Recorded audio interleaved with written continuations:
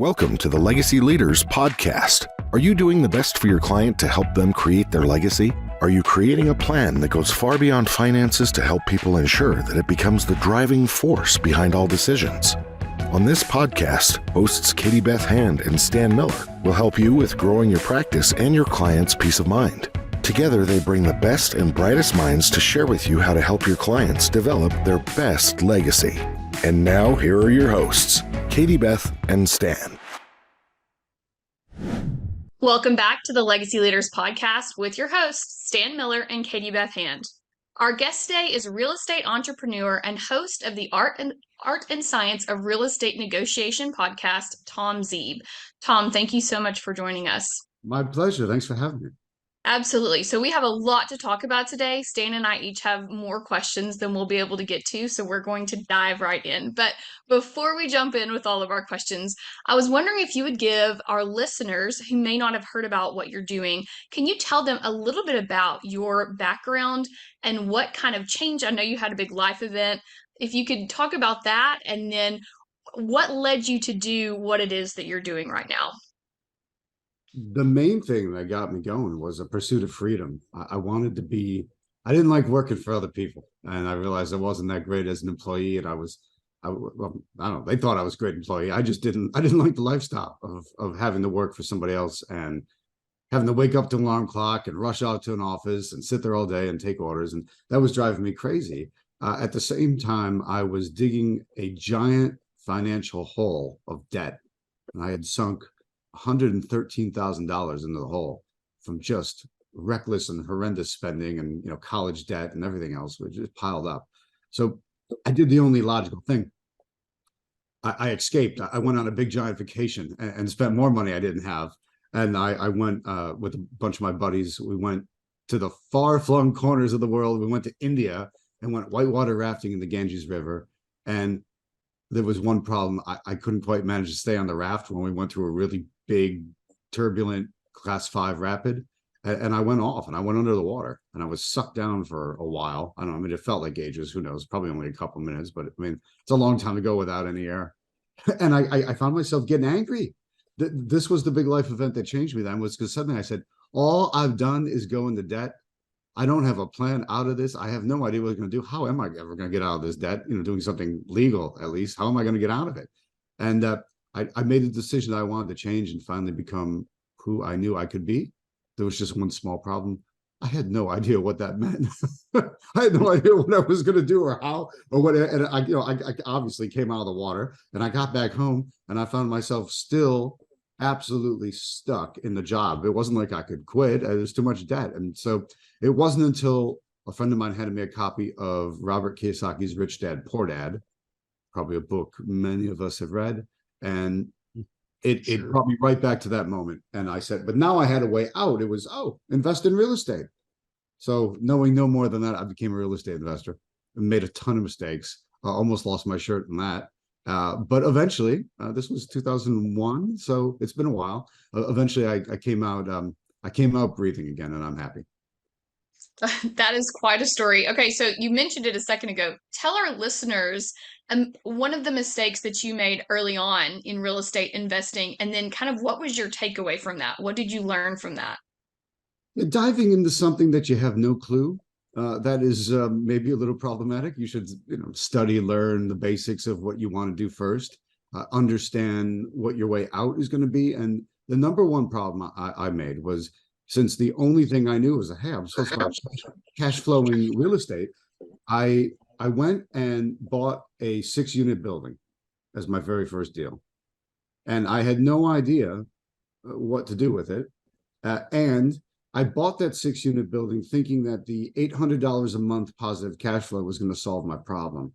Now, I'm not very good at math, but if I'm 113 grand in the hole and I'm making $800 a month, how many months before I'm out of trouble? I mean, I think we need to measure that in lifetimes. This was not a proper plan. So I think when people go in and not understand the plan, how can you follow a plan if you don't even know what the plan is? And then you're just reacting, you're literally flying by the seat of your pants, and you're probably going to make things worse, because I sure did. Stan, I know you have tons of questions. I'm going to give you a chance to ask a few for Tom. I have a bunch of questions. The comment first, though, what you're doing is actually pretty interesting. I was at a meeting not too long ago where one of the or probably the featured speaker was this guy named Arnold Schwarzenegger, Yeah. and yeah, and he got to talking about his acting career, and he made a real important point. He said, whenever I started getting offers for roles in movies, he said, I was in a position to turn down roles I didn't like because I had been a real estate investor before that. Aha.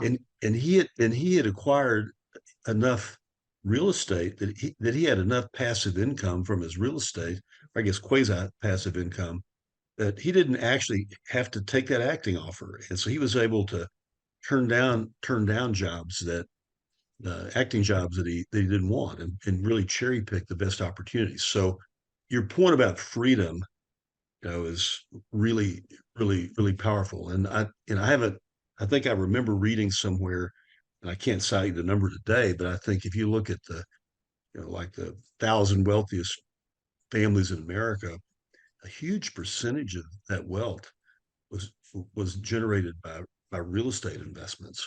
Yeah.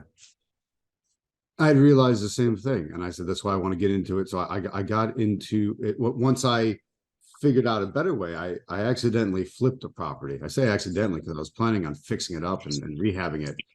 Instead, I wound up wholesale flipping it because somebody wanted to buy the deal off me before I had even settled on it yet. And they gave me a check for almost 23 grand for taking the deal off my hands. And I went, well, this is great. What if I could just keep doing this? Now I've got a legitimate way out. Oh, and suddenly, 5, 6 deals later, my debt was paid off, and that was an incredible day. So you've had you've had a learning curve, like we all do in what we do, right? And in the course of that, you're not only in the business of in the real estate business, right? But you're also in the business of coaching other people on how to succeed in the real estate business. And I've spent some time looking at your website. You've done some really amazing things. You've written a book, and I haven't read your book yet, but it's called "How to Correctly Flip Houses for a Profit." I mean, boy, does that get to the point, right? And you have boot camps, you have a whole coaching program. Talk to us a little bit about uh, what it is that motivated you to get into this side of the business. Yeah, it's so that all came a few years later, after you have some successes and you're moving, and that you have a little bit of a following. You've got this entourage of people that are go, hey, you're always doing something. Can you teach me? I want that success too. Ooh, I like that lifestyle. Oh, you're going on another trip and you don't have to wake up in the morning and you don't have to take orders from a boss. Can you teach me how to do that? And at first I was, I don't know, how would I teach it? But when you actually sit down and start to think about how to explain what you do to somebody else, and you can't leave anything out, big or small, every little thing has to be addressed. You can become a really good teacher if you can get through that and figure it out, and you become better as an investor yourself. So learning how to teach other people helped me improve my own game, which was totally awesome. So there was one particular student that came to me at the beginning. It was my very first student, and he asked me, he's like, look, I really need your help. I've come from nothing, like my whole town's in trouble. I don't want to get sucked into the drug culture or anything else. Can you help me? No, how am I going to turn that down? So I thought through everything I do in marketing, everything I do in negotiation, everything I do about contracts, control, and getting paid. And I brought this kid through his first deal, and it's been magical. And 20 something years later now, he's gone on to do fantastic things and redevelop his entire town, and he gets lots of different grant money and stuff thrown at him, and it all came, and nobody knows who I am, but I know what I did, and I like it that way. It's really cool to know that, and I also do take your point that coaching others does up your own game because it forces you to look at it and think critically about what you do. And I guess you're still in the real estate business yourself, right? Yes. Yeah. So tell me a little bit about that. Do you have a focus? Is it office, industrial, warehouses, residential? What do you do? I stay mostly on the residential side. So I have found that some of it's personality driven. I don't like long drawn out projects, and I've never particularly loved dealing with tenants. So I do tend to still stay 85% wholesaler, meaning I market for the deals, I negotiate them, I put them on a contract, but then I sell my contract to someone else, someone who wants to renovate the property or someone who wants to buy and hold it as a rental. That's most of it. I do some rentals. I do some rehabs, but those aren't my favorite. They don't. They usually irritate me more than anything else. I recognize sometimes you need them for different financial goals. It's different. I'm married and have kids, so you think about things differently. Think about the future. You think about building wealth differently. So some of those elements, I'll just grin and bear it. But honestly, I still just like the speed of, hey, let me flip a property and make some quick cash. Okay, so tell me more about your coaching program. I see you have boot camps, videos. Tell me how it works. Yeah, it's a combination of everything. So I tell people, look, I might be mostly a wholesaler. I might want to do that 85% of the time, but I don't particularly care which exit strategy they want to do. They want to rehab houses, they want to buy and hold them, they want to do Airbnb, they want to do commercial. There's one thing that's the same about all the exit strategies. You have to have an entrance. And that entrance is you have to market to find the deal. You have to negotiate it to make it into a deal. Then you put it under contract and get it through to that first settlement. Now, if I'm a wholesaler, that's when I'm done. But if I'm any of those other exit strategies, the fund's just starting. So what I like to focus on teaching people is the finding deals and making deals, because that's how you're going to wind up getting paid. And so my coaching program focuses specifically on those areas, because I find most people are struggling horribly with marketing. They can't figure it out. It's this giant mystery. And on the negotiation side, when we get in there and improve your negotiation, suddenly everything gets massively better, because you're getting more people saying yes to you, and the people that are saying yes to you, you're getting better prices from learning some simple techniques of going back and forth with people and how you talk to them and how you present things and some of the angles you come at things from. It makes a giant difference and can massively get you into the business and get you moving, or kind of retool and re-engineer what you're doing so that you're making more with the same amount. Okay, so sorry, Stan. So you're doing your own real estate investing. You've written a book. You've got this coaching program, and then you also have a podcast as well. And the focus of that podcast is the power of negotiating. So tell us what we need to know about this solid negotiating and how that can change the way that we interact and do business. I feel like this type of thing is universal across pretty much every industry. So give us your negotiating wisdom. Bingo. I call the podcast the art and science of real estate negotiation, but the secret is you could leave out the words real estate, and it's the art and science of negotiation, which is needed for any business. I just happen to put a real estate spin and angle on it because I'm a real estate investor. But right. the reason I call it the art and science is there's an art to negotiation. I mean, how you get used to saying things and having it roll off the tongue and understanding that. But that artistry is going to come with time. What's more important is the fact that there's a science behind it.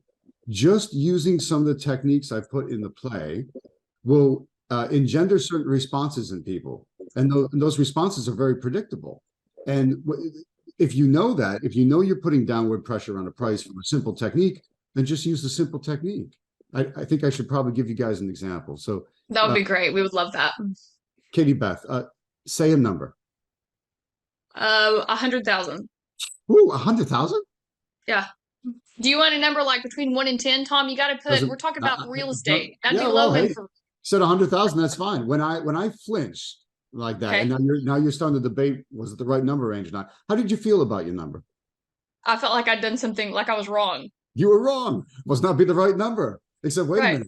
I didn't. You notice I specifically just said say a number. I didn't say give me a price range or a house or a boat or a car or an estate. It was just say a number. And yet I flinched and you felt awkward about your own number. Right. You're immediately kind of starting to recalculate your own number. So that's a super simple technique. Every time I hear a number, I flinch because it puts people, it's supposed to put downward pressure on that number, no matter what it is. And that is fascinating. Awesome. You got me so quickly. I was like, oh, he meant between 1 and 10. I am so embarrassed. I can't believe that. That's great. Yeah, you were immediately correcting yourself, but there was no need to. It was you could have said 10, you could have said 8. I would have done the same thing. you would have felt the same way, because there's a science behind that. And it's when you learn that, you start to go, oh, wait a minute, if I can just spit these techniques out now from learning them as a science, and I'm going to get results, you're happy. And then you'll get more artistry as you go. You'll get your flinches will get maybe stronger, or they'll be perfect for you. And then you'll find yourself very comfortable with negotiating all the time, because most people are afraid of negotiation at the beginning. They're petrified of it. Negotiations like the high pressure sales that they can't stand at a store, but it's not. Negotiation is not high pressure sales. It's a conversation. But if you guide that conversation, use some of these certain technical things, you can start to get responses from people that are favorable to you. Fantastic. Okay. All right, Stan, I'm going to give you a turn, and then I still have another question or two for you, Tom. You're not off the hook yet. All right, no worries. Well, no, I like where we're going with this. So, what are a couple other tips there? I've gone through, I don't know, hundreds, thousands of negotiations for various things, but in the course of that, the back and forth, how do you manage the tempo of that so that you have control over it and you end up with outcomes that work for you? What are some other, don't give me all your secrets, but a couple more.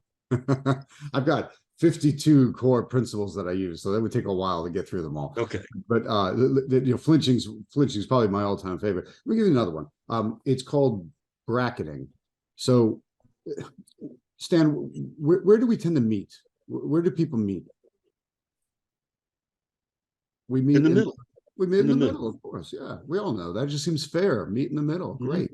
All right. So bracketing means I'm going to engineer where the middle is. I want the middle to be where I need the middle to be. The middle is the quote unquote right answer for me. So if I ask you how much you're asking for your house, you spit out a number, say something. 800,000. Okay, 800. I'm going to flinch because it's you said a number. Now, let's say that if I get it for 600, that will be a deal. So you're at 800, I need it at 600. How can I make 600 the middle? Where do I have to go? So, like 5 and 7, right? Yeah, well, yeah, 400. I mean, if you're at 800 and I need it at 6, that you're 200 above. So right. I need to go 200 below. So my starting offer is going to start 200 below. I'm going to start at 4 and to try to pull you to 6. So we're pulling towards the middle. Now, will we hit the middle exactly? Maybe not exactly, but it doesn't matter. I want to start low to start to bring you off your number down as I come up at the same time. And then we meet roughly in the middle. That's bracketing. It's engineering where the middle is. So I know where my starting offer needs to be, because I want to be the same distance below my target price as you are above my target price. Got it. All right. That's pretty cool. I'm making notes. Yeah. This is really useful. I'm going to put this to work this afternoon. Tell me some. People tell you numbers all the time, Stan. So you can always be flinching and you can always be practicing. And that goes for all your listeners as well. It's immediately usable. Right. Yeah. So tell me, you've been coaching for a while.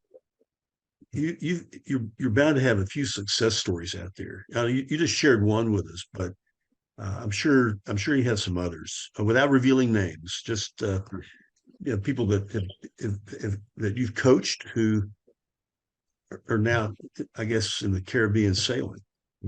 Sometimes they are. Sometimes they're just spending time with their spouse and kids. Sometimes they're hiking in the mountains. Sometimes they're doing whatever they want to do and keeping business going at the same time. It was funny, years ago, people used to come to me and say, well, how do you work the technology so I can do this from anywhere? These days, everybody's used to remote work. So it's kind of odd that concept caught up. Nothing much changed for me. I still try to do things remotely whenever possible.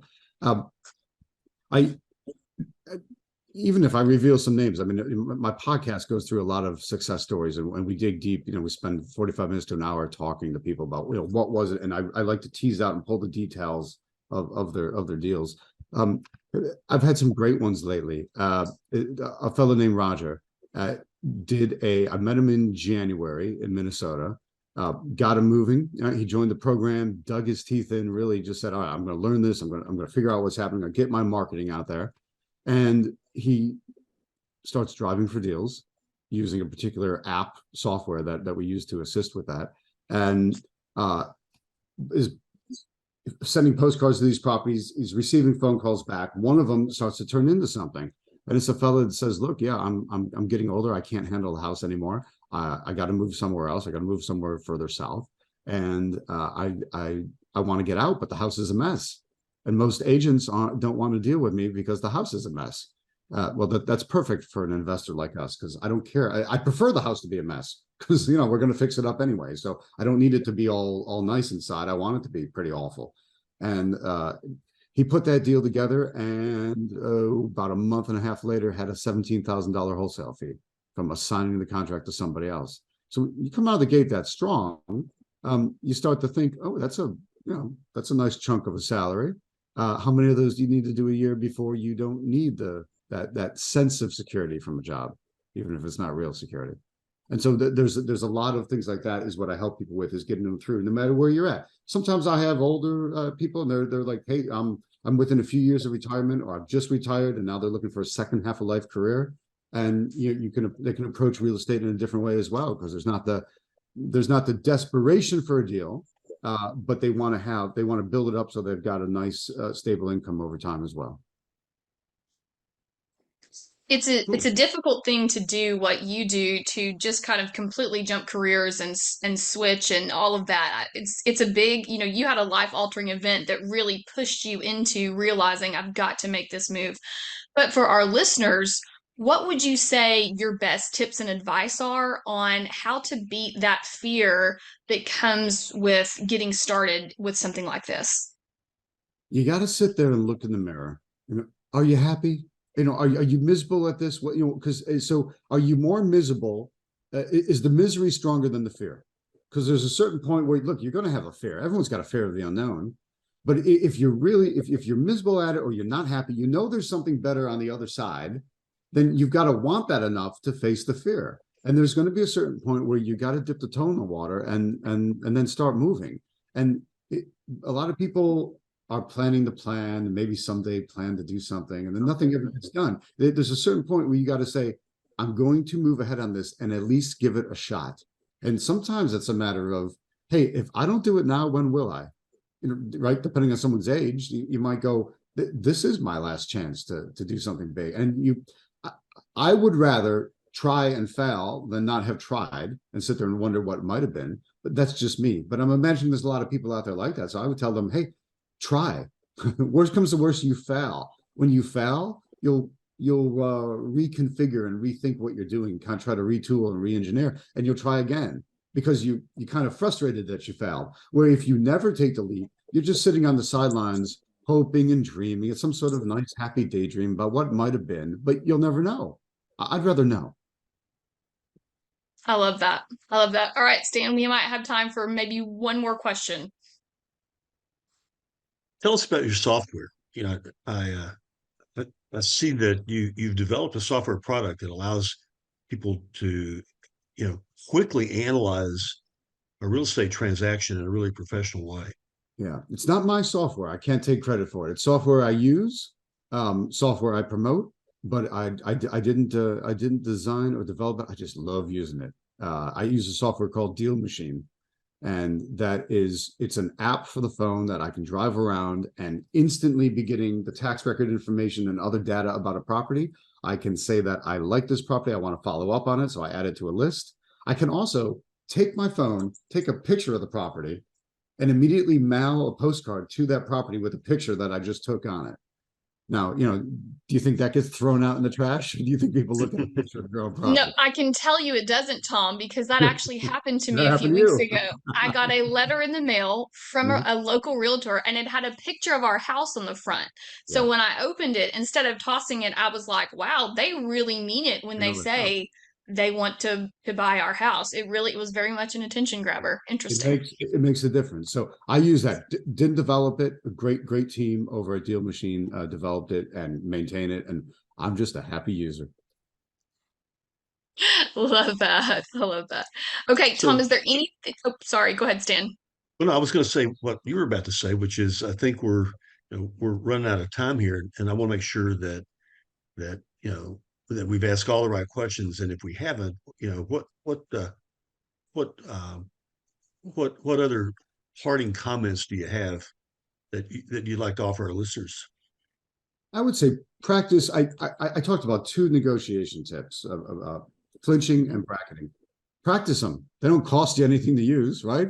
You didn't listen to the podcast again, go over those, and the next time you hear a number, flinch, and then try to bracket to create the middle to where you need it to be, and watch what happens. And it doesn't matter if it's real estate or a car or a boat or whatever, or the cost of a pair of jeans at the shopping mall. I mean, try it.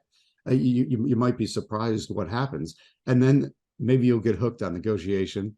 You can hit my website and listen to more, learn more about negotiation, and watch how it improves all aspects of your life. I'm always surprised that negotiation has been radically important in my business, yet it was never taught in school. But it's the number one thing that's made me successful. Yep, good I point. love that. Yeah, very good point. Okay, well, thank you guys so much for listening. This has been the Legacy Leaders Podcast with your hosts, Stan Miller and Katie Beth Hand. And our guest today was Tom Zeeb. For more information on Tom and the work that he does, you can visit Tom Zeeb, that's TomZeeb.com, and we'll also link it for you in the show notes. Tom, thank you again so much for joining us today. This was great. My pleasure. Thanks for having me. You've been listening to the Legacy Leaders Podcast with Katie Beth Hand and Stan Miller. For more information on them and the show, please visit pinnaclelegacylaw.com. If you like what you've learned today, do share the program with your friends and subscribe wherever podcasts are found.